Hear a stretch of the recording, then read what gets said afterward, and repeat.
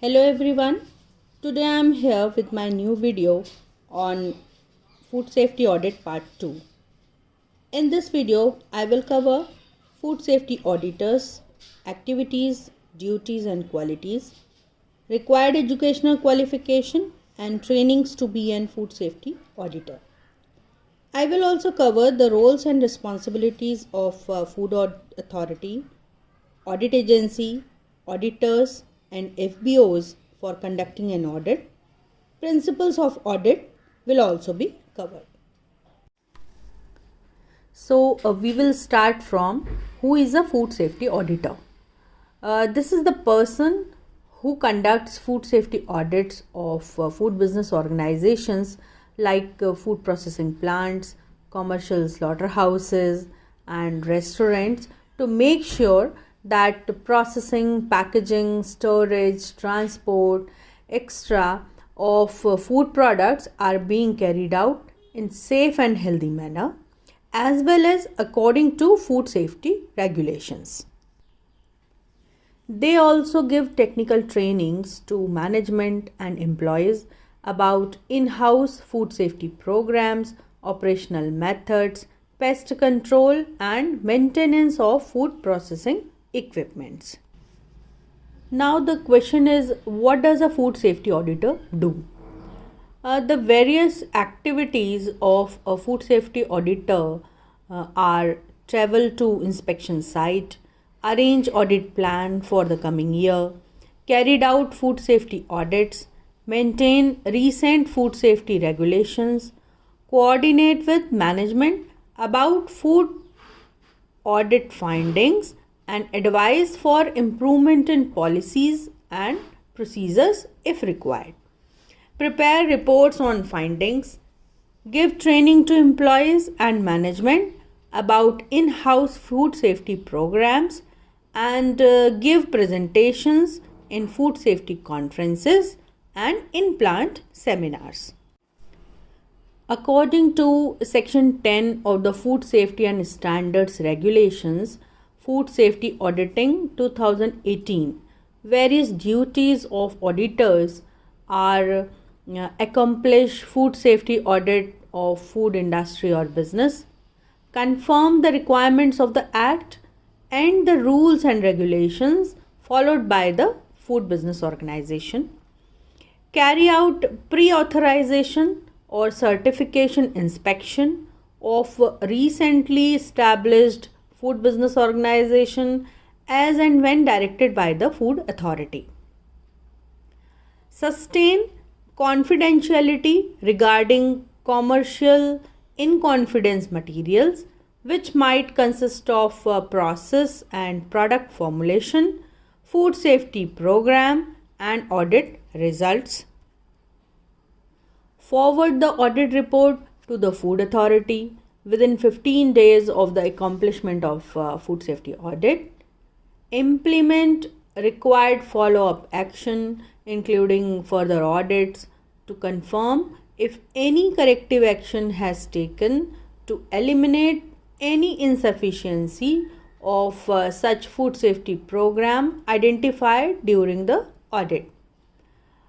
Sustain confidentiality of food safety audit and other duties as directed by the Food Authority.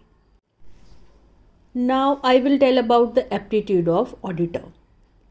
As per Section 3C of the FSA Regulation 2018, the minimum educational qualification of auditors should be bachelor's degree in food or dairy or fisheries or oil technology or biotechnology or agriculture or veterinary sciences, biochemistry, microbiology, chemistry, hotel management or catering technology from a recognized university.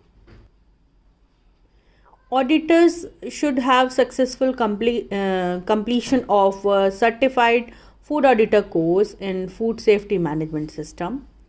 They should have awareness of the FSS Act and its regulations and rules. detailed knowledge of hygiene and sanitation, processing techniques, and hackup, knowledge of contamination and allergens. They should have expertise with the relevant legal regulations, certification procedures, requirements, and the probability for failure. Auditor should have comprehensive knowledge of the significant evaluation of techniques and documents, expertise to correspond efficiently both in writing and verbaling and in the required languages, and an auditor should be impartial or unbiased. When we talk about the morals and conduct of an auditor, then we should say that auditors should have various qualities to perform as according to the principles of auditing, and they should have the various qualities as they should be ethical, open-minded, diplomatic, observant, perceptive, versatile, tenacious, decisive, and self-reliant. When we go through the structure of audit, we study about the roles and responsibilities of food authority, audit agency, auditors, and food business organizations. Now I will take roles and responsibilities of all these four one by one. Firstly, the roles and responsibilities of food authority. It defined the necessities for undertaking third-party audits based on the category of hazards. They explain the regularity of inspections by the state authorities based on the audit results as it is described in Section 8 of Food Safety Auditing Regulation 2018. It also describes the policies and regulations to be followed by audit agency and auditors. They describe the audit management protocol. It also describes the mode of communication between different associate groups, allot the audits to the agencies if it is required, and administer performance and consistency of audit agency. Audit agency pursue the entire standards as explained in FSS Regulations 2018 requirements and certification authority requirements. Auditors from audit agency will perform the audit and submit the report. The responsibility of closure of the audit findings is to be followed as described in the section 7.3.7 of FSSAI manual. Submission of audit reports adhering to the timeline as specified in the FSS Regulations 2018. Requirements of conflict of interest to be ensured, and update the authority about any changes in certification, prospect of audit, particulars of auditors, etc. Auditors carry out the duties as given in section 10 of FSS Regulation 2018. They maintain confidentiality. They complete audit in an impartial, professional way and pursue the principles of auditing. The roles and responsibility of food business organization is as it is their duty to start the audit as per risk classification of the industry. During selection of the auditor or audit agency, conflict of interest to be ensured, and the food business organizations which are not listed in the risk categorization can also involve themselves in the third party audit program willingly. The principles of audit are the important tools for the auditors to facilitate them to work as according to the policies and controls of management to improve their performance. And there are 6 principles of audit. First principle is integrity. That means the foundation of professionalism. During audit, auditors should conduct themselves as an honest, diligent and responsible approach. They should be aware of and act in accordance with any legal requirements that concern to the auditee, its business type and its location. Auditors have to be unbiased and also require being aware of and resisting any effort to manipulate their judgment. Principle 2 is a fair presentation. That means the commitment to report honestly and perfectly. Principle 3 is suitable professional care.